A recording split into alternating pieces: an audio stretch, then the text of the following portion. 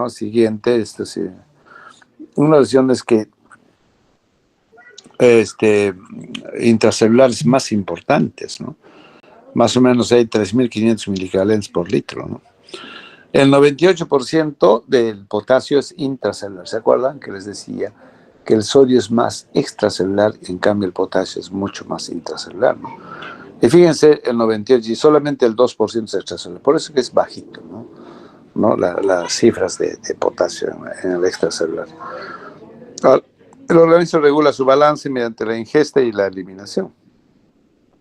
Correcto, siguiente.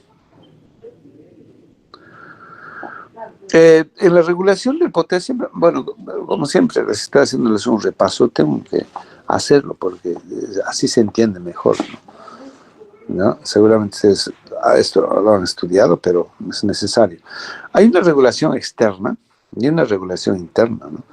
En la regulación externa, bueno, cómo nosotros lo adquirimos o cómo administramos el potasio en nuestro organismo, ¿no? A través de la ingesta de alimentos. Y fundamentalmente se va a eliminar a nivel renal y digestivo. Y por otro lado, también hay una regulación intracelular, ¿no? A través de la membrana plasmática de las células. Existen las bombas de sodio, potasio, ATPase. Eso es que van a permitir el intercambio del sodio con el potasio, ¿no? Entonces hay una regulación interna, intracelular, y una regulación externa mediante la ingesta y la eliminación. Estos datos son muy importantes para tratar, porque recordando estos datos, nosotros podemos interpretar mejor el tratamiento y el diagnóstico, ¿no? Siguiente. Entonces, ¿cuáles son los factores que van a intervenir en el intercambio de potasio? Tenemos primero la estimulación de la enzima sodio-potasio ATPase, ¿no? Definitivamente esto va, como les decía, a regular el sodio y el potasio interno, ¿no?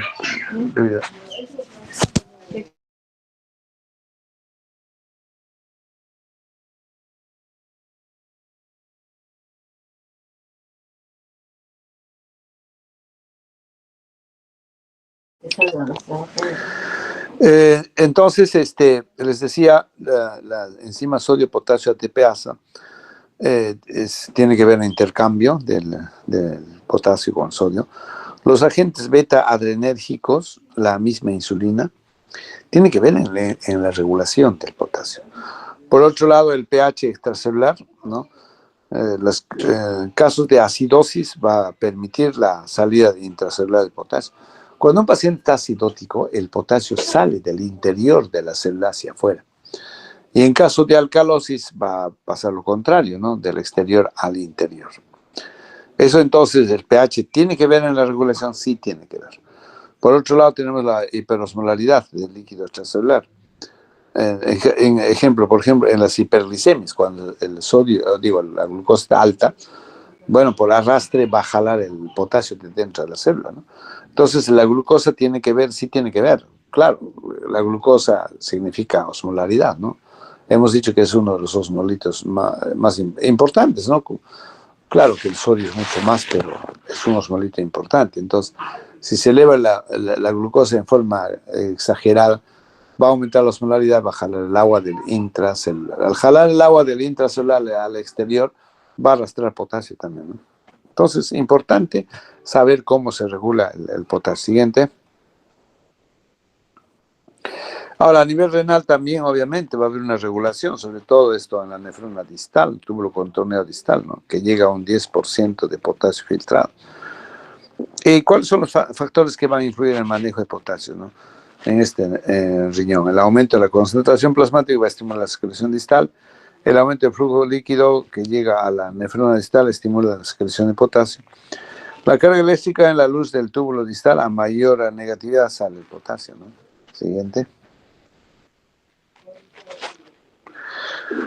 Ahora, en este manejo del potasio, obviamente la aldosterona tiene que ver mucho, ¿no? En esta del sodio, potasio, ATPase, los glucocorticoides, el equilibrio ácido básico, ¿no? La acidosis impide la entrada de potasio en las células tubulares. Siguiente.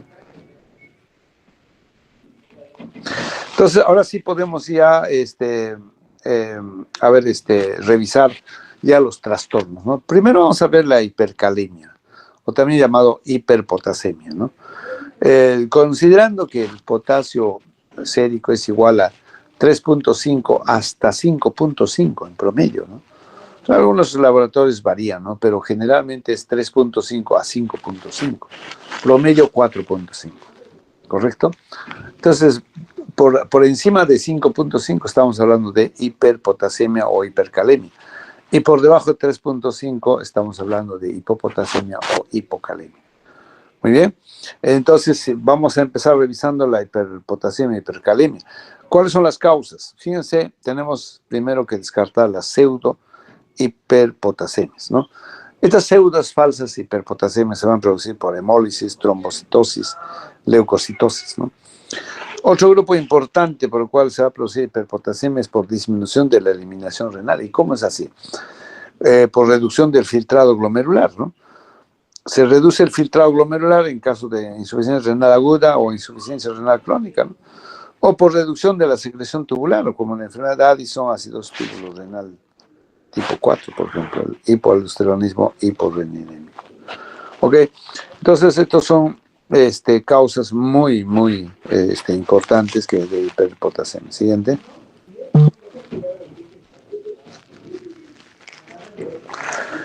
También otro grupo importante tenemos los fármacos. Fíjense, los ahorradores de potasio como la espironolactona, ¿no?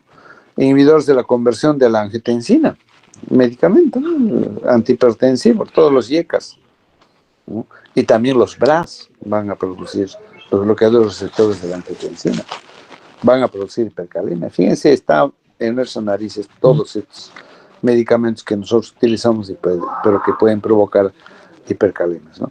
Los antiinflamatorios no esteroideos, ¿no? También. La heparina misma, la ciclosporina. Entonces son fármacos que van a producir la hiperpotasemia. ¿Ya? Importante que tengan que considerar, ¿no? Siguiente. Y por último tenemos el tercer grupo por paso del espacio intracelular al extracelular. Habíamos indicado, se acordará, que nuevamente, y repito, ¿no? Que el potasio es más intracelular que extracelular, ¿no? Entonces, va a haber situaciones en las cuales el potasio se va a salir de dentro de la célula, donde está en su mayor cantidad, ¿no? ¿En qué caso va a pasar? En acidosis. Todo paciente que tiene acidosis, sea metabólica o respiratoria, como vuestros compañeros ya han ido mencionando, entonces va a ser causante de hiperpotasemia, ¿no? Tenemos la destrucción celular, como la rhabdomiólisis, ¿no? Traumatismos, quemaduras, hemólisis, lisis tumorales también. Toda destrucción celular, porque claro, dentro de la célula está el potasio. Pues. Entonces, si se lesiona o se destruye las células, vamos a tener hiperpotasemia, ¿no?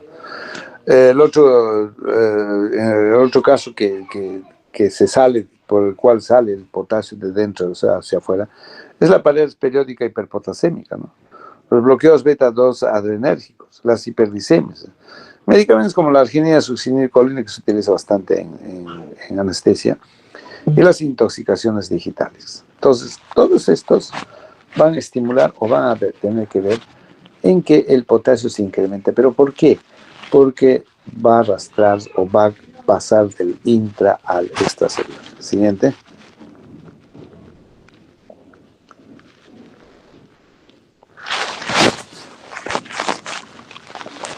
Entonces, una vez nosotros evaluado, analizado ya las causas, ¿no es cierto?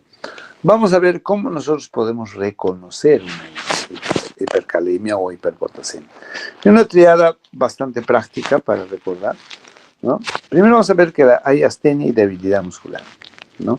Astenia y debilidad. El paciente no tiene fuerza ni para subir en las gradas, ¿no es cierto? Para caminar no se puede sostener, ¿no? De pronto el paciente pasa eso. Y el otro es que haya bradicardia con hipotensión arterial. Generalmente cuando hay hipotensión arterial, más bien hay taquicardia, ¿no? Resulta que en este caso, ¿no? Hay bradicardia y hay hipotensión arterial. Es un paciente que manejaba presiones de 14,8, 13,8, ¿no? Que de pronto esté con 80, 50, 70 sobre 40 y esté bradicárdico, apenas llegue a 40, 42 de frecuencia cardíaca. vamos a hacer diagnóstico de hipercalemia. Entonces no se olviden esta triada, ¿no?, de diagnóstico de hiperpotasemia. Siguiente. ¿Cuáles son los cambios electrocardiográficos? Fíjense, ¿no? Va a afectar fundamentalmente al sistema de conducción cardíaca. Se había mencionado, ¿no?, desde un comienzo. La sintomatología fundamentalmente se va a dar a nivel del corazón. Entonces, ¿qué va a pasar con el electrocardiograma? Fíjense, cifras mayores de promedios de 6.5, vamos a ver que las ondas T se hacen altas y picudas, ¿ya? Cuando está en cifras de entre 7 a 8, fíjense, a 7 a 8, ¿no?, las ondas siguen altas y picudas, el complejo QRS se empieza a ensanchar, la onda P, fíjense, empieza a achatarse o invertirse inclusive. Y ya cuando las cifras son mucho mayores, fíjense el tercer gráfico del electrocardiograma, por ejemplo, cuando están por promedio de 9, pues acá prácticamente ya desapareció la onda P, se ha invertido, se ha ensanchado y es como una argolla que tú empiezas a jalar, jalar, jalar, al final se hace una línea roja, una línea, ¿no? Y en ese momento el paciente seguramente ha hecho paro cardíaco. O sea, estos pacientes pueden empezar haciendo arritmia cardíaca, finalmente terminar en paro cardíaco, ¿ya? En este caso el paro cardíaco es en diástole, ¿no? Hiperpotasemia, diástole, harto.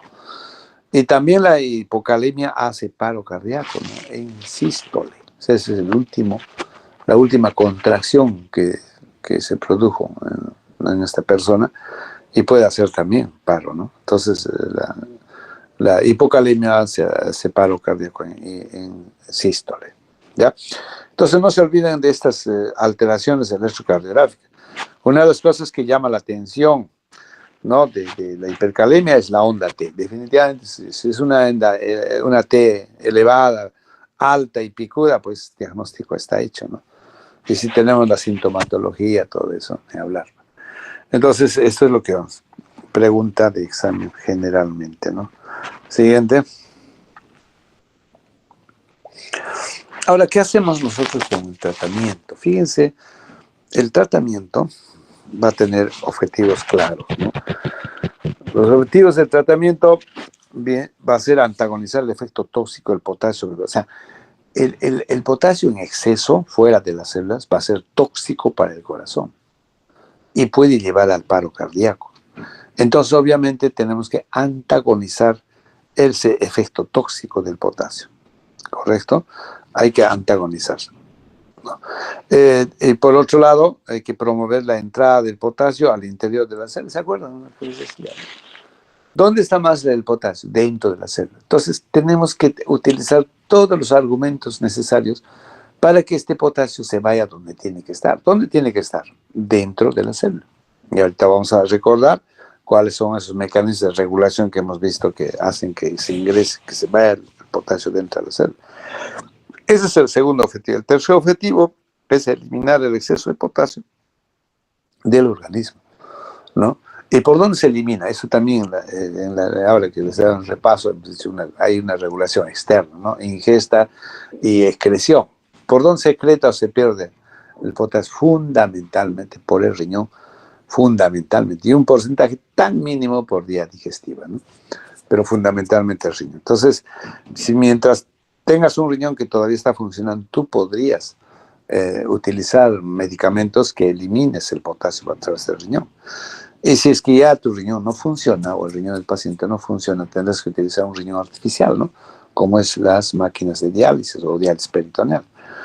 Entonces, básicamente, como estamos viendo, a ver, todos concentrados de nuevo, ¿no? Son tres objetivos en tratamiento: antagonizar el efecto tóxico del potasio sobre el corazón, promover la entrada de potasio al interior de las células y eliminar, ¿no?, el potasio. Siguiente. Entonces, en este listado de tratamientos está básicamente todos los objetivos, ¿no? Por ejemplo, el primero, bicarbonato de sodio al 8.4. Podemos utilizar hasta 100 miligramos. Cada ampollita viene de 20 miligramos, hasta 5 ampollas podemos utilizar. ¿Qué hace el bicarbonato de sodio? Si ustedes recuerdan, ¿no?, lo que habíamos dicho. A ver, regresa a ver, ¿dónde estaría, en qué objetivo estaría el bicarbonato. ¿Qué objetivo cumpliría? A ver, empecemos, delegada. El primero, segundo, tercero. El bicarbonato. Delegada, ¿está?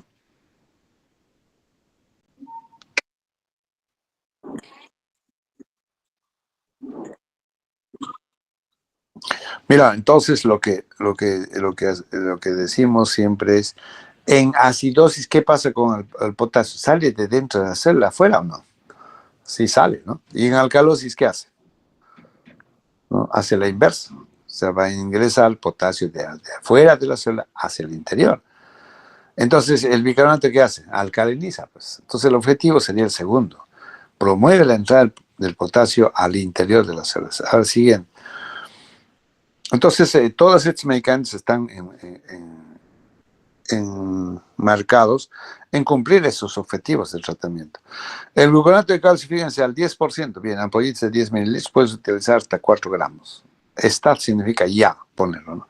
Y luego 1 gramo cada hora. A ver, el gluconato de calcio es el que va a estabilizar membrana cardíaca. Va a hacer de que el paciente no haga paro cardíaco. Entonces, lo primero de primero, cuando un paciente está con hipercalemia, tengo que estabilizar, evitar el paro cardíaco. Para eso es. Entonces, esto estaría, a ver, regresa en el primer objetivo, ¿no? O sea, el gluconato de calcio nos va a salvar. Pacientes que están con hipercalemia así severa, sobre todo, no duden, pues, en primer lugar, ponerle el gluconato de calcio, porque van a perder tiempo poniendo bicarbonato. Así. El bicarbonato, por si acaso, actúa entre 15 hasta 20 minutos recién. En cambio, el gluconato de calcio actúa en 3 a 5 minutos. Siguiente. Entonces, esto es, digamos, cumple el primer objetivo. En otras administraciones, solución salina. Acá básicamente el objetivo de poner solución salina es diluir el potasio, ¿no? Más agua se diluye, ¿no? La idea es de que el potasio baje, ¿no? Diuréticos, ¿en qué objetivo estaría? En la eliminación, pues, ¿no? Si tú tienes un riñón que puede responderte de tu paciente, utiliza diuréticos de ASA, ¿no? Los diuréticos de ASA potentes son la furosemida y la bumetamida, ¿no? Entonces tú puedes utilizar medicamentos y tratar de expulsar el potasio. Estaría entonces en el tercer objetivo, ¿no? La insulina con dextrosa va a hacer de que entre el potasio a la célula. La insulina estimula la bomba sodio-potasio ATPase, entonces estaría el segundo objetivo, ¿no? De hacer de que el potasio ingrese dentro de la célula. Y las resinas de intercambio iónico, como el enema o por vía oral, también son medicamentos que se puede dar por vía oral o en forma de enema, y va a hacer cambios, en este caso, de sodio-potasio a nivel intestinal, ¿no? Los agonistas beta-adrenérgicos, como el salbutamol, también van a cumplir objetivos de hacer de que el potasio ingrese de exterior al interior, o sea, el punto 2, ¿no? Y finalmente la diálisis. Si tienes un paciente que ya no responde al tratamiento diurético, entonces tendrás que utilizar un riñón artificial, ¿ya? Un riñón artificial, ¿correcto? Entonces no se olviden, en este listado de medicamentos están, pues, para cumplir los 3 objetivos importantes. Repito, entonces, lo primero que tengo que hacer cuando un paciente está con potasio alto, tengo que estabilizar membrana cardíaca, hacer de que el paciente no haga paro cardíaco. Segundo, hacer de que el potasio ingrese dentro de la célula. Utilizamos todos los medicamentos que puedan dirigirse a eso, ¿no? Alcalinizamos con bicarbonato, utilizamos la insulina, los beta-2 adrenérgicos, esos van a ingresar. Y finalmente vamos a eliminar mediante diuréticos potentes o mediante estas máquinas de diálisis. De esa forma podemos nosotros tratar a un paciente que tiene hipercalemia, ¿correcto? Muy bien, ahora sí vamos a pasar a revisar lo que es la hipopotasemia o hipocalemia. Ya, no sé si tienen alguna pregunta, ustedes pueden hacerlo, ¿no? Pero si no, sigamos. Entonces, ¿qué pasa cuando hay hipocalemia o hipopotasemia? También igual, el cuadro clínico va a ser más cardíaco, no más corazón. Por eso les decía, sodio es a cerebro como corazón es a potasio es a corazón. Entonces, cuando hablamos de hipocalemia, cuando las cifras de este guión Potasio está por debajo de ¿cuánto? De 3.5. A ver, lo que me olvidaba es, para los dos es válido, es que en la hipercalemia se clasifica en leve, moderada, severa, pero de 0,5 en 0,5. Habíamos dicho, digamos, el rango superior es 5.5, ¿no? Entonces, de 5.5 a 6 es leve, de 6 a 6.5 es moderada. Y la hipercalemia severa sería más de 6.5, ¿no? ¿Estamos? En cambio, en la hipocalemia, igualmente, ¿no? De 3.5 vamos bajando de 0,5 en 0,5. De 3.5 hasta 3 sería hipocalemia leve. De 3 a 2.5 hipocalemia moderada. Y menos de 2.5 sería hipocalemia grave o severa. ¿Correcto? Entonces, para los dos es valedero esto de clasificarlo en leve, moderada, severa. Ahora sí, entonces vamos a revisar cuáles son las causas que van a producir la hipocalemia. Mire, fíjense, tenemos las pérdidas renales. Habíamos dicho que el riñón es uno de los órganos de excreción importantes del potasio, ¿no? Entonces, ¿en qué casos podemos ver el exceso de mineralocorticoides, ¿no? ¿Qué va a pasar si hay exceso de mineralocorticoides?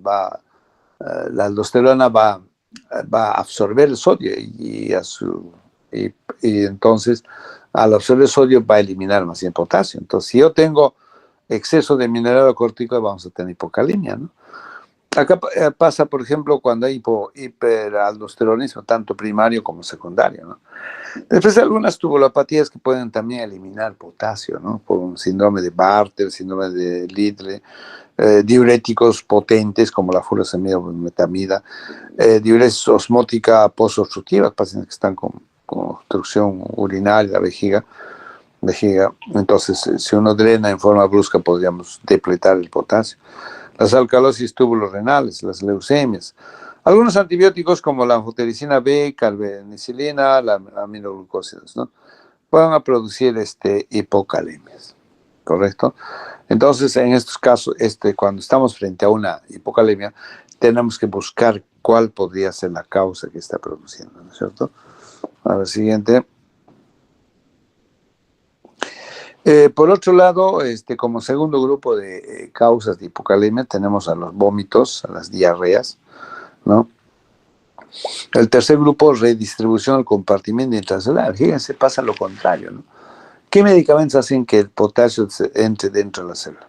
La insulina, lo hemos dicho, el bario, la parálisis periódica hipopotasémica, el tratamiento con cianocobalamina o vitamina B12 y alcalosis. Pacientes con alcalosis, ¿no? Es de esperarse que el paciente tenga hipocalemia. ¿Correcto? Siguiente.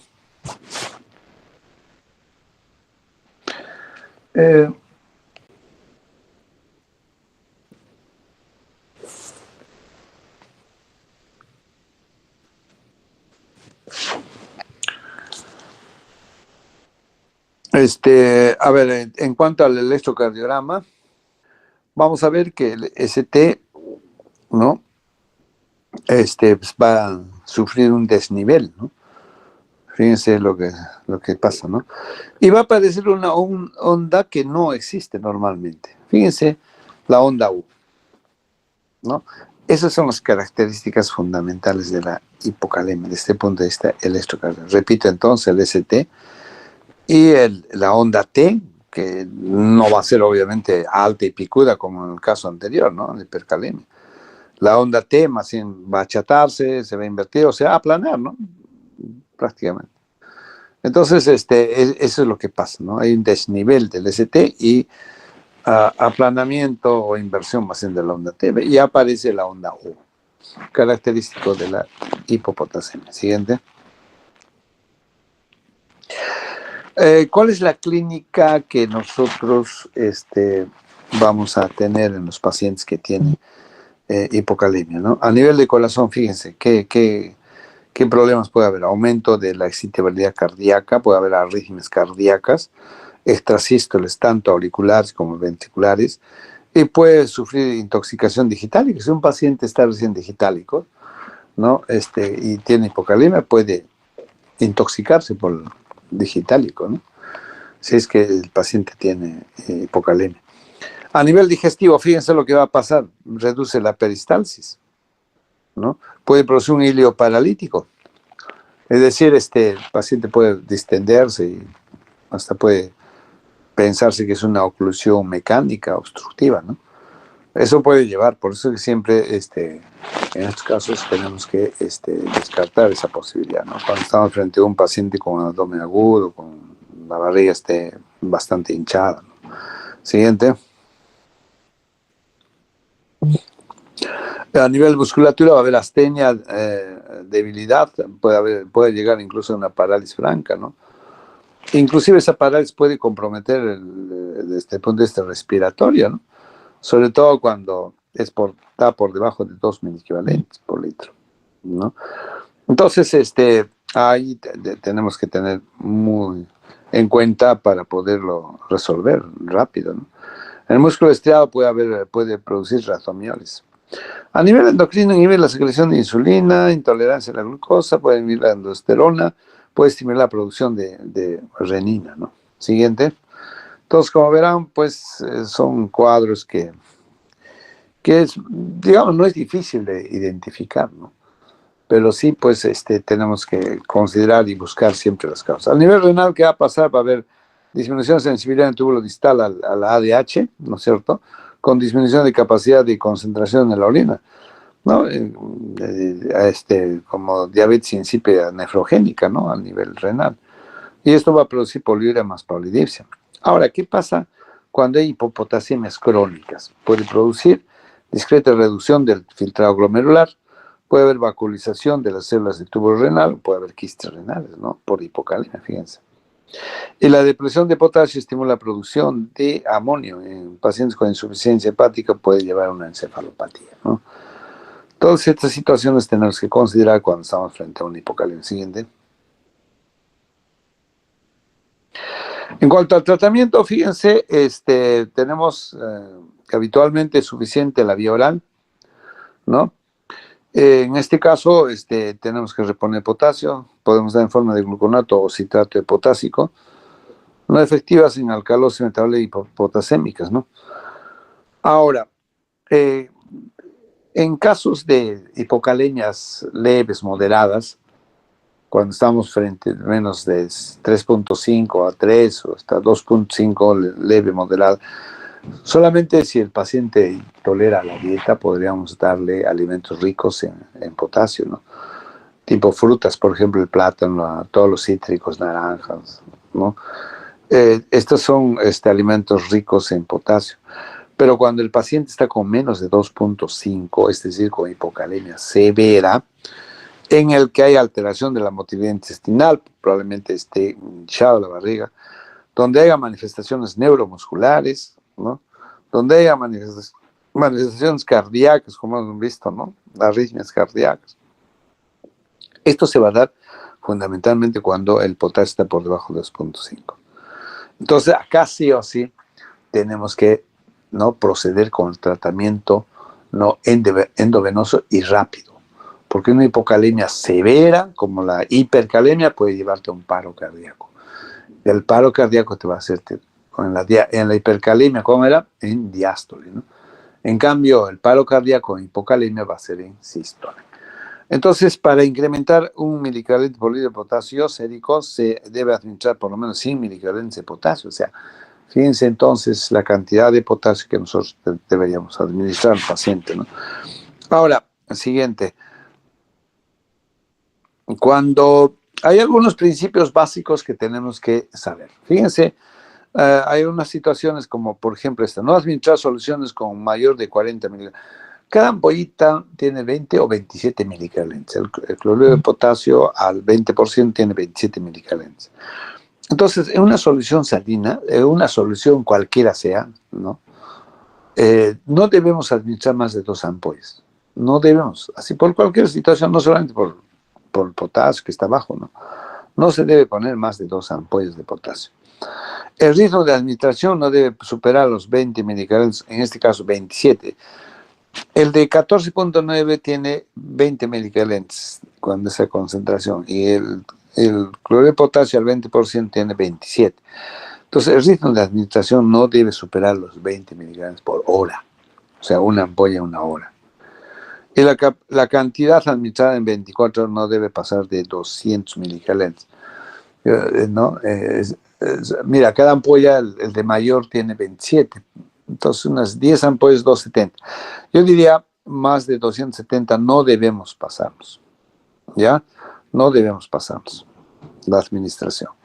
Repito entonces, ¿no? Primero, que las soluciones, en cualquier solución no debemos poner más de 2 ampollas. Debemos administrar diluido en una hora hasta 27 miligramos, ¿no? Obviamente controlar el electrocardiograma, el potasio durante el tratamiento, ¿no? Cómo está el electrocardiograma, cómo ya está el potasio. Y esto debemos propender a dar en forma de retos. Cuando el potasio está por debajo de 2,5, o sea, grave, severo, entonces debemos retar al paciente con soluciones que tengan potasio. En este caso, diluidas tienen que ser. Tenemos que primero considerar que debe ser el tratamiento endovenoso, pero en una vena gruesa. Para eso necesitamos ponerle una vía central, una vía gruesa. Porque si ponemos en la vía periférica, por su tonicidad es sumamente irritante y doloroso, ¿no? Entonces tenemos que poner una vía central, ¿no? Algunos alumnos ya han visto lo que nosotros ponemos vías centrales en el cuello, en el yugular, subclavio, femoral, ¿no? En lo posible, ¿no? Y entonces, teniendo vía central, deberíamos preparar la solución. Se puede dar 100 mililitros en Volutrol de cloruro con una ampolla de potasio, o 200 mililitros con 2 ampollas de potasio. Habíamos dicho arriba, fíjense arriba, que no debemos pasar de 2 ampollas, prácticamente 40 o 57 miligramos, 54 miligramos. No debemos pasar. Entonces, preparamos una solución de 100 mililitros con una ampolla, pasamos una hora. O preparamos 200 mililitros con 2 ampollas. Sí,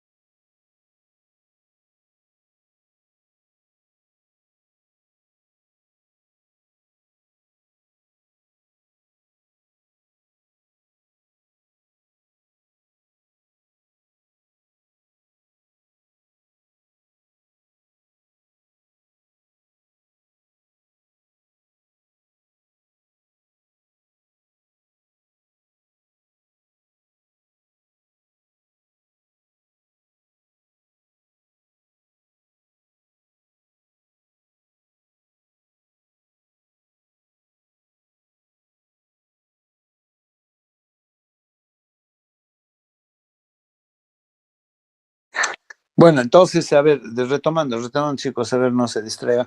Yo a veces tengo que cortar porque hay cosas que me interrumpen.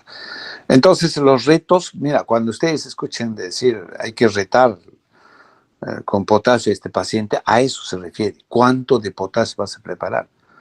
Lo primero que me agarraron cuando yo era interno en el hospital del Seguro Social, he hecho mi internado ahí. Me han dicho, ¿sabe qué, doctor? Vaya a retar con potasio a un paciente que está en piso, 2 de la mañana. Si no sabe uno retar, ¿qué va a hacer? ¿A quién vas a preguntar? ¿A la enfermera, a la señora, a la técnica, a la de limpieza? ¿A quién a esa hora? Porque el doctor, el de turno está durmiendo. Y, ay, pobre que lo despiertes. Entonces, si tú no sabes hacer retos de potasio, pues olvídate. Por lo menos eso, tengo claro ahora, ¿no? Ahora es cuando ya después las cosas, sí era el reto, ya era una cosa. Reto, ¿qué cosa significa reto? Darle, pues, ¿no? Y después controlar. O sea, yo le doy, ¿cuánto he aumentado? Le doy otra más, ¿cuánto he aumentado? Le doy otro más, ¿cuánto he aumentado? O sea, tengo que llevarlo así. Normal, si justamente acá está, mire, en este cuadrito, todos los datos que queremos, ¿no? Tú puedes ponerle una ampolla de potasio, cloro de potasio, en 100 mililitros, ¿ya? Puedes ponerle 2 ampollas, si tú consideras así, en 200 mililitros y pasar en 2 horas. Repito, una ampolla de cloro de potasio en 100 mililitros, pasarle 1 hora. 200 mililitros de cloruro con 2 ampollas, pasar en 2 horas. En el día. Doctor, ¿y hasta cuánto puedo yo pasar? Hasta 10 ampollas, lo que les decía. Hasta 10 ampollas. ¿No es cierto? Entonces, hasta 10 ampollas le puedo pasar. O sea, yo le doy 2 ampollas ahora, decidí, porque está en 1,8 el potasio. ¿Cuánto debe ser mínimo? 3,6. 1,8, voy a pasarle 200. 200, jefa, prepare 200 de cloruro con 2 potasios y pásale en 2 horas. Después a las 6 horas lo vuelves a controlar cuánto está y así puedes tú subir. Eso es retar potasio. ¿Cuándo? ¿Cuándo hemos dicho? Cuando el potasio está por debajo de 2,5, o sea, cuando sea una hipocalemia grave. Doctor, ¿y cuando es leve, moderado? Si el paciente está despierto, dale potasio pues por vía oral, ¿no? Hasta alimentos que ricos en potasio le puedes dar y con eso nomás corregir. ¿Ya? Está claro, ¿no es cierto? Si hay alguna pregunta, hágamelo, porque es muy importante que ustedes tengan que manejar estos temas. ¿Por qué? Porque es en el día a día. Eso es en el día a día en el hospital, ¿eh? Por si acaso. No es que al nefrólogo ustedes le van a hacer consultas, lo van a llamar, no, por si acaso. El interno está en la obligación de saber hacer sus retos de potasio. Ahora, si nunca se escucha eso, no has estado a las clases del doctor Nieto, así ¿qué va a hacer? Pues tendrás que nomás ahí quedar mal, pues en el hospital o donde estés, ¿no?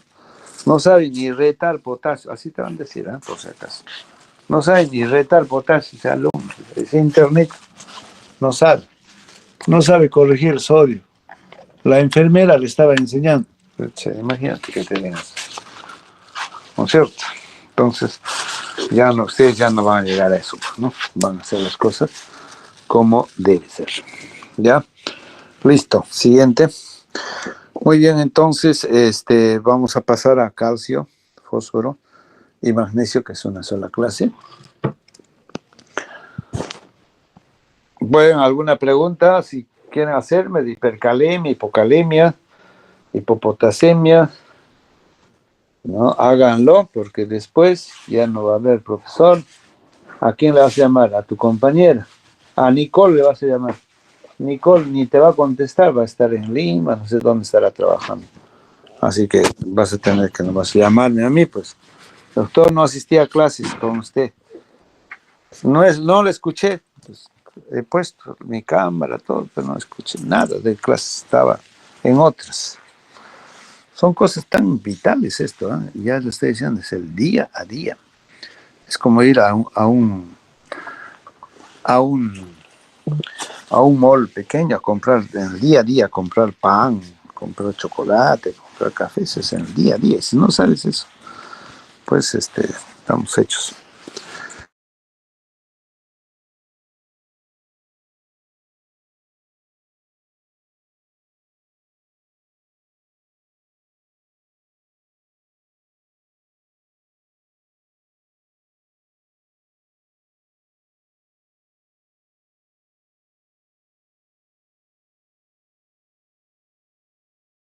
Ya, ¿alguna pregunta?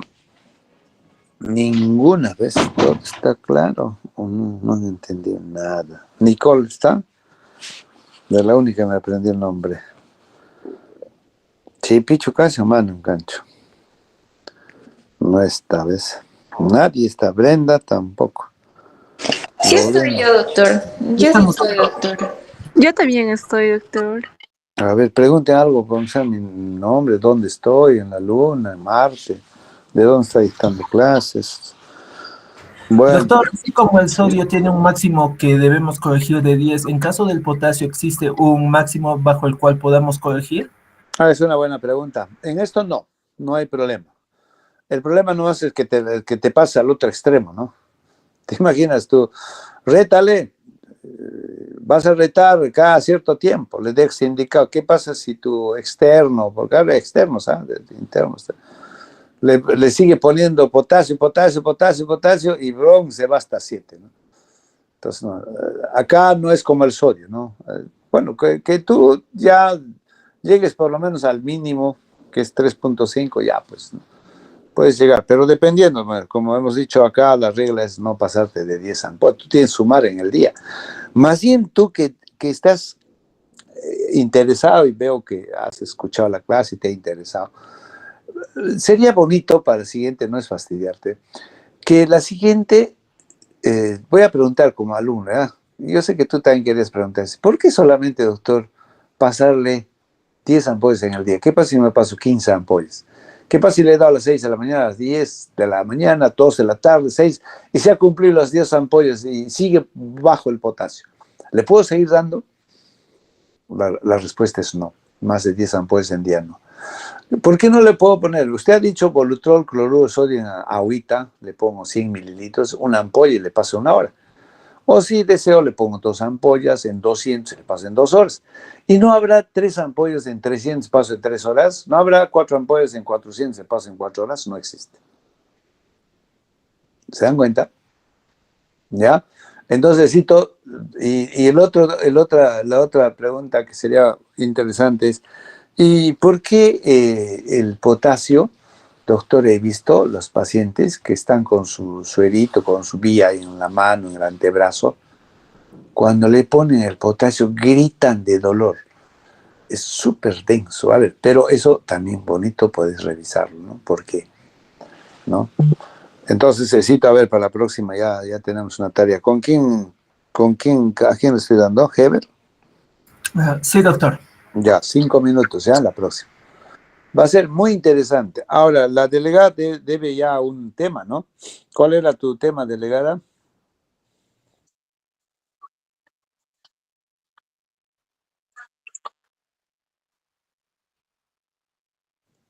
Y lo ha preparado, nada, ¿no?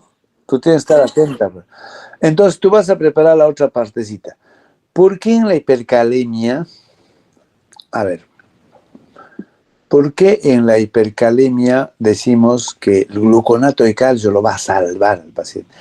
Y el doctor ha utilizado un término que dice estabilizar membrana cardíaca, no evita hacer paro cardíaco.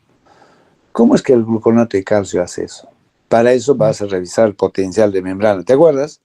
En fisiología de Gaito, potencial de membrana, potencial de... Entonces, Esito vas a ver y ahí nos vas a decir, doctores, señores alumnos, compañeritos, se pone gluconato de calcio, va a salvar al paciente de un paro, se le pone gluconato y este gluconato actúa justamente. Entonces les voy a hacer un repaso primerito, qué es un potencial de reposo, qué es un potencial de membrana. A este nivel actúa, por eso es que el paciente no hace paro cardíaco. ¡Qué extraordinario! Entonces ahí ya vas a saber más todavía sobre estas cosas. ¿Ya? Listo, entonces los dos tienen tareas, anótate a Heber también. ¿Ya? Bien, vamos entonces, ahora. Vamos a ver trastornos del calcio, del fósforo y del magnesio. Vamos con el primero. Bueno, igualmente, repaso, ¿no es cierto? Estamos repaso y repaso de cada uno de ellos. Entonces, mira, fíjense, el calcio está en cifras entre 8.5, faltaba eso, hasta 11, ¿ya? Miligramos por decilitro, ¿correcto? Se supone entonces, cuando hablamos por menos de 8.5 estamos frente a una hipocalcemia. Y cuando estamos más de 11 estamos frente a una hipercalcemia. Muy bien, ¿y cómo se regula? Miren, fíjense, es tan sencillito, ¿no? El calcio sérico y su primo hermano, que es el fósforo, están de la manito, ¿ya? Y tienen que ver mucho entre ellos. Uno se baja y el otro se sube. El otro se sube, el otro se baja. Entonces, ¿qué es lo que pasa? ¿No? Por ejemplo, cuando el calcio se baja, ¿no?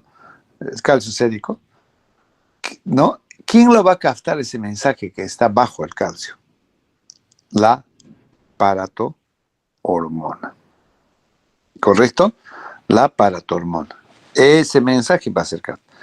La paratormona es, ¿dónde se produce? En la glándula paratiroides, ¿no es cierto? Esos botoncitos que están debajo, por delante de la tiroides, en el cuello, agárrense a ver.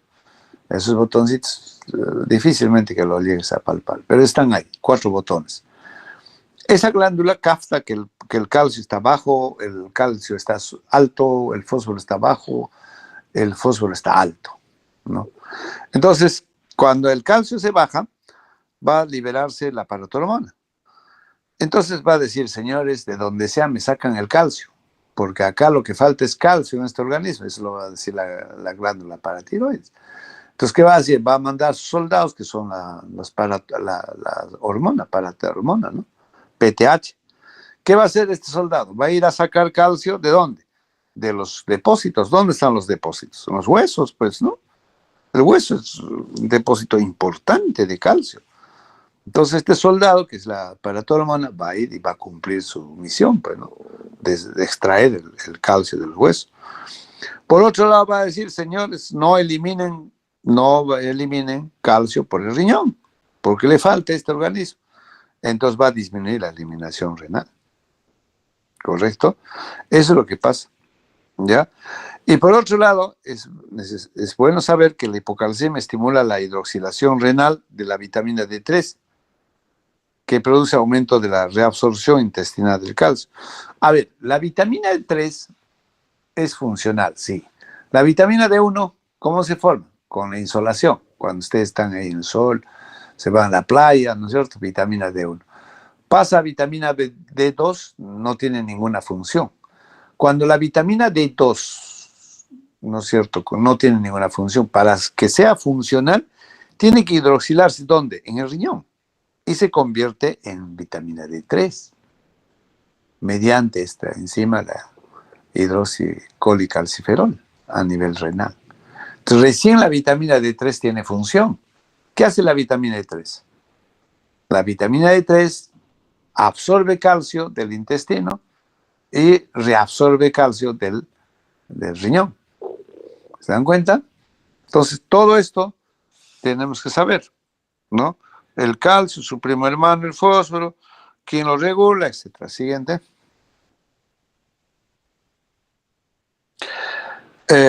Entonces, por otro lado, es necesario saber cómo se encuentra el sodio, el calcio en nuestro organismo.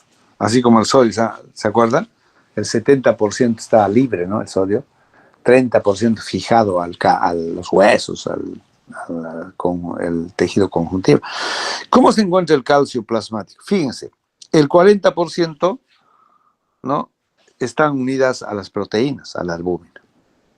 El 5 a 10% forma compuestos con fosfatos y citratos. El 50% es calcio iónico, que es biológicamente activo. Fíjense entonces, hay un buen porcentaje que está unido a las proteínas. Ya estarán pensando ustedes, oye, y si las proteínas baja o sube, ¿qué va a pasar con el calcio? ¿Va a ser real? No, pues, ¿no? Va a alterar, pues. El 50% del calcio iónico, que es el biológicamente, ese es el que funciona, el que está operativo. Y eso es lo que nosotros dosamos cuando hacemos, ¿se acuerdan? El dosaje de electrolitos y gases arteriales, decimos, ¿no es cierto? Ahí pone sodio, potasio, cloro, calcio. Calcio sea con una I minúscula adelante. Es el calcio iónico. Entonces, ¿cuánto debe ser? La mitad de todo el calcio. ¿Cuánto hemos dicho que es el calcio total? 8.5 a 11, ¿no? Casi 9.5 a 10 miligramos. Entonces, 5 miligramos más o menos es el calcio iónico biológicamente activo. Por cada descenso de 1 gramo de albúmina sérica, el calcio sérico disminuye en 0,9. Mira, lo que les decía, fíjense arriba, dice 40% unidad a las proteínas. Entonces, ¿qué pasa si tú tienes descenso de albúmina por desnutrición o porque tienes un paciente con síndrome nefrótico, está perdiendo proteínas, su albúmina está bajito? ¿Va a variar? ¿Va a tener que ver algo la albúmina? Sí, tiene que ver. Por otro lado, igualmente, la alcalosis aumenta la fijación del calcio a la albúmina y desciende el calcio iónico, ¿no? Entonces, la albúmina, la alcalosis, ¿tiene que ver con los niveles de calcio? Sí. Existe una verdadera hipocalcemia con calcios séricos menores a 4 miligramos por decilitro. Menores a 4 gramos. ¿Ya? Entonces, eso es importante. No siempre da síntomas inmediatos, ¿se han dado cuenta? Paciente, por ejemplo, con potasio bajo, 3.2, 3, todavía no hay síntomas, ¿no?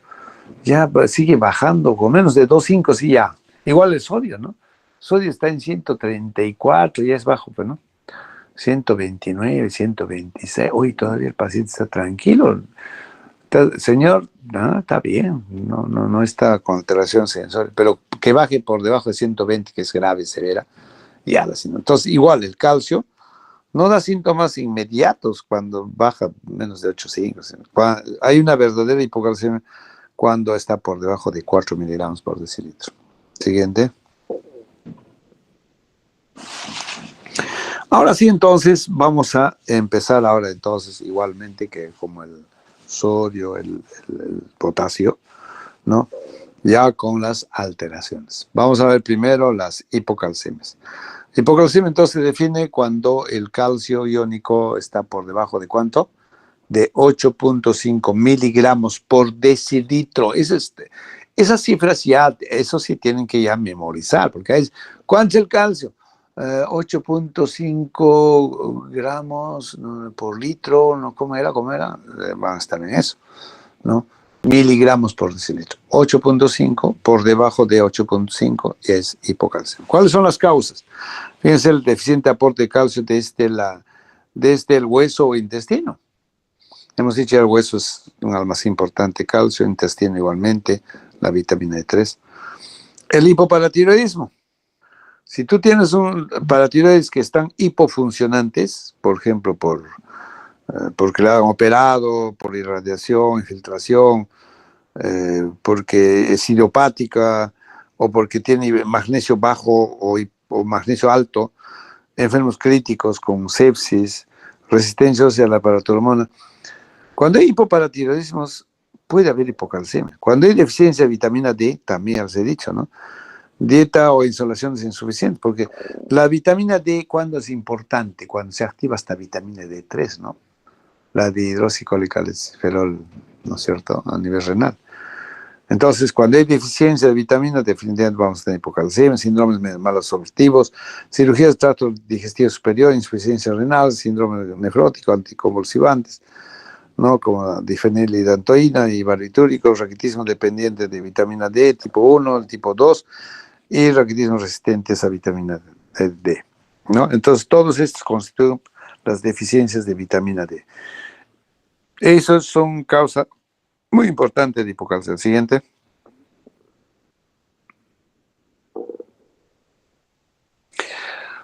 También hay hipocalcemia cuando hay hiperfosforemia, hiperfosfatemia, cuando el fósforo suprime no está alto. Cuando el fósforo está alto, el calcio baja. Cuando el calcio está alto, el fósforo baja. Es como un columpio, por si acaso. Entonces, ¿en qué casos puede haber hiperfosforemia?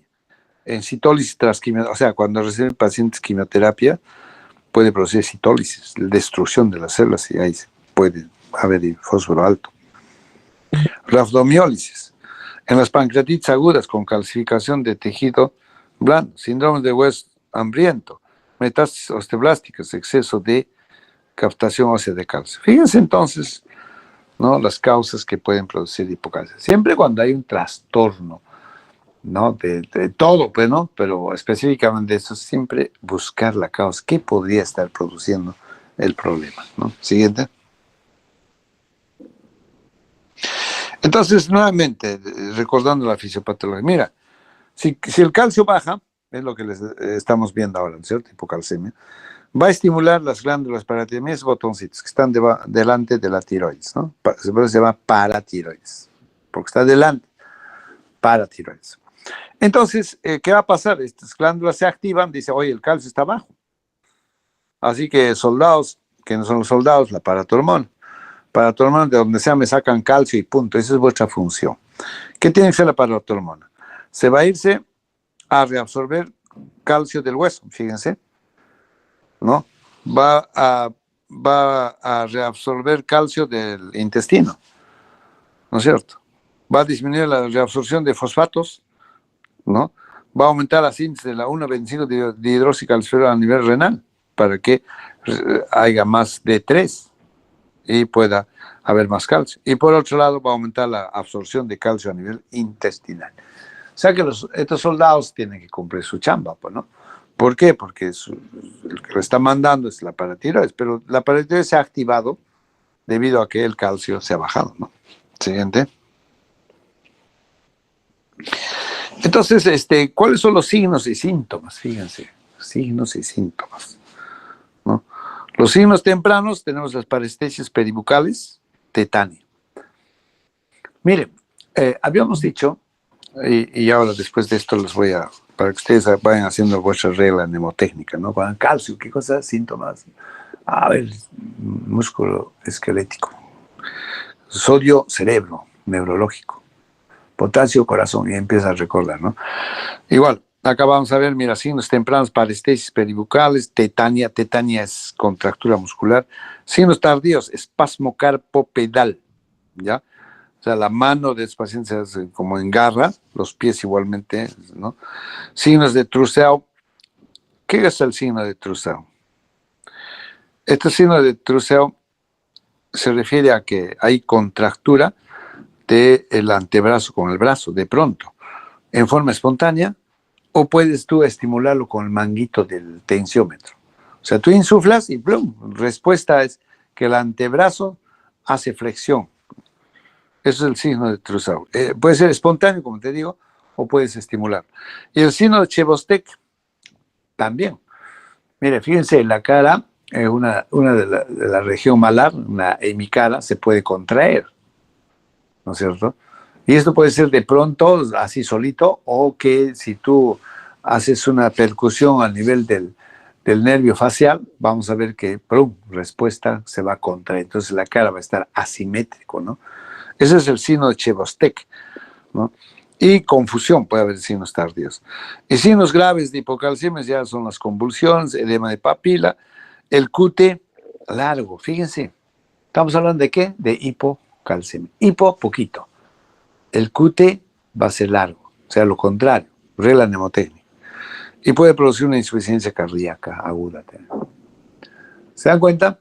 Entonces, esto es muy importante, estos signos. Como verán, los signos tempranos, tardíos o graves es más muscular, ¿no? Muscular. Siguiente.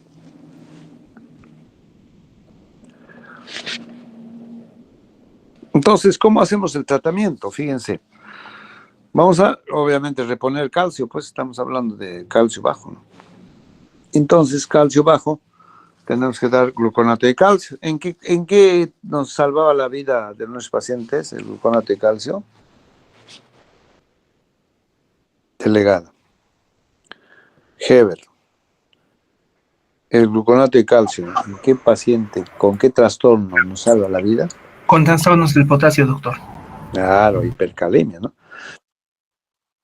Correcto. Entonces, en este caso, mire, como estamos hablando de hipocalcemia, claro, el gluconato de calcio nos salva la vida de pacientes con hipercalemia, ¿no? Pero en este caso necesitamos reponer. Entonces, vamos en una hipocalcemia aguda, sintomático, o sea, que está con contractura muscular, Chebostek, Trousseau, ¿no es cierto? Entonces, acá tenemos que darle gluconato de calcio al 10%, hasta 600 miligramos. Fíjense, una ampollita de gluconato de calcio tiene 90 miligramos de calcio elemental. O sea, ¿cuánto tendremos? Unas 6 ampollas, ¿no?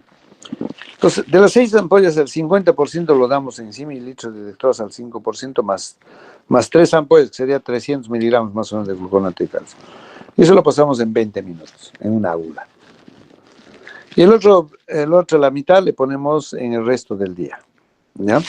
Entonces, utilizamos 6 ampollas de gluconato de calcio, 3 le ponemos en 20 minutos, está, y las 3 otras ampollas en el resto del día, ¿ya? Eso en hipocalcemias agudas. La otra forma es darle un gluconato de calcio, una ampolla cada 8 horas. Hasta cada 6 horas puedes darle, ¿no? Por 3 días. Son 2 formas, ¿no?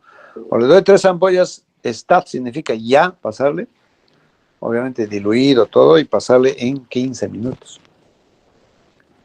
En cambio, en hipercalemia, el gluconato hay que pasarle ya. En cambio, hipocalcemia, 15 minutos hay que pasarle, porque puede producir arritmias. Hipocalcemia crónica, hay que dar carbonato de calcio 1 gramo 3 veces al día. Calcitrol 0,25 microgramos por día, vía oral. Siguiente. Entonces, en agudas y crónicas, eso sería el tratamiento. ¿Correcto? Ahora vamos a ver la contraparte, ¿no? La hipercalcemia. Fíjense, se define hipercalcemia cuando los valores séricos están por encima de 11. Acá, mira, fíjense en la segunda, ¿no? Está consignado, ¿no? Entonces, se considera una hipercalcemia grave aquella con concentración más de 15 miligramos por decilitro. Constituye una urgencia médica, ¿no? Con valores de 15 a 18 existe un riesgo de coma y paro cardíaco. Fíjense hasta cuánto puede subir, ¿no? Un paciente que tiene calcio. ¿Correcto? Siguiente. Estas son las causas de hipercalcemia, ¿no? Aumento de la reabsorción ósea, hiperparatidismo primario y secundario, tumoración malignas, hipertiroidismo, inmovilización de pacientes postrados, en otros casos hipervitaminosa, ácido retinoico, ¿no? Y aumento de la absorción intestinal de calcio, con ingesta de calcio elevado, más secreción disminuida, insuficiencia renal crónica, síndrome de leche álcali, hipervitaminosis D, como uso de derivados de la vitamina D, granulomatosis y los linfomas malignos, ¿no? Y hay otras causas también como fármaco, ¿no? Litio, tiacidas, teofilina, insuficiencia renal aguda por rhabdomiólisis, insuficiencia adrenal, feoclomocitomas, hipercalcemias, hipercalciúricos familiares y hiperparatiroidismos graves neonatales. Estas son las causas de hipercalcemia. Fíjense, pero hay un pero. El 90% de las hipercalcemias es debido a, fíjense arriba, tumores malignos o hiperparatiroidismo primario o secundario. O sea, cuando tú tienes calcios, sobre todo altos, por encima de 15, como dice ahí, tienes que ser mal pensado. Puede ser un cáncer que ya lo tiene o no le han diagnosticado, pero ¿por qué tiene calcio alto, no, este paciente? Siguiente. ¿Cuáles son los signos y síntomas? Fíjense, anorexia, náuseas y vómitos, poliuria, polidipsia, convulsiones, obnubilación, coma, insuficiencia renal progresiva, hipertensión arterial severa, QT cortos, ¿no? Siguiente. Y cuando es crónico, litiasis renal, nefrocalcinosis, insuficiencia renal crónica, úlceras pépticas, pancreatitis, queratopatía en banda, neuropatías tubulointersticiales, cuidado, depósito de calcio en el riñón en forma crónica puede llevar a insuficiencia renal. Entonces, cuando les pregunte causa de insuficiencia renal, ya ustedes tienen que decir también la hipercalcemia crónica, doctor, pues, calcificaciones viscerales, mira. Entonces, una cosa es agudos y otra cosa es crónicos, ¿no? Siguiente. Obviamente, cuando hacemos diagnóstico de hipercalcemia, tenemos una buena historia clínica, hay que averiguar cuánto tiempo tiene la evolución, si hay antecedentes de litiasis renal, si tiene cálculos por calcio, será crónico, pues, ¿no? Signos clínicos de causas raras de hipercalcemia, signos de impregnación, etc. Y el examen físico, el estado de hidratación, condición hemodinámica, estado de conciencia, presencia de dolor, calcificación de partes blandas, ¿no? Siguiente. Y laboratoriamente tenemos que hacer dosajes de calcio, de fósforo, de paratormona, albúmina, hemos dicho, ¿no? Las gases arteriales también, ¿no? El caso de alcalosis varía el calcio, ¿no? Hay que dosar el calcio, fósforo en orina 24 horas, etc. Y sangre también, ¿no? Siguiente. Obviamente, entonces, así también nosotros recurrimos a las imágenes, ¿no? Por eso hemos estudiado, pues, ¿no? Imagenología.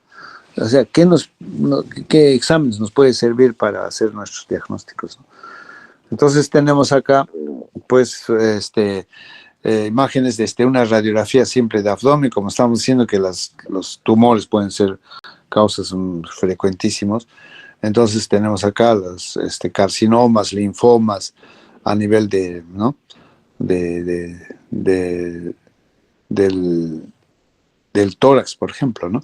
Entonces todos los exámenes de una radiografía simple, ecografía, tomografía, resonancias, nos va a servir, ¿no? Siguiente. Eso en cuanto a imágenes.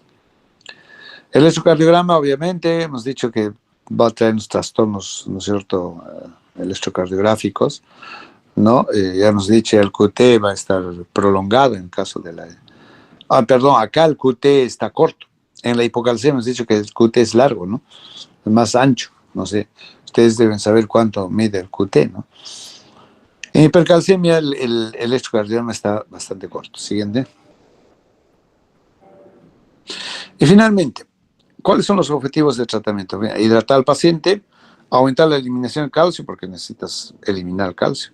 Inhibir la reabsorción ósea de calcio, imagínate, pues tenemos que bloquear la reabsorción, porque si no el calcio va a seguir incrementando, estamos hablando de hipercalcemia, ¿no? Y tratar la enfermedad de base, ¿no? Si es un cáncer, es un hiperparatiroidismo, no sé. Siguiente. Entonces, en cuanto a hidratación del paciente, utilizar cloruro de sodio de 0.9% de 3 a 6 litros en 24 horas, ¿no? Aumentar la eliminación de calcio por la orina, utilizando diuréticos potentes como la furosemida o en forma de bomba diurética. Inhibir la reabsorción ósea del calcio, ¿no? Como bifosfonatos, como el pamidronato, 90 nanogramos por día endovenoso, el clordronato de 1500 a 2000 nanogramos por día vía oral, la mitamicina 25 unidades por kilo bolo en 4 horas, la calcitonina también 4 unidades por kilo 2 veces por día subcutáneo intramuscular. Esto va a hacer que inhiba la reabsorción ósea del calcio. No necesitamos calcio, pues. Imagínense que siga reabsorbiéndose. Tenemos que bloquear eso, ¿no? Siguiente.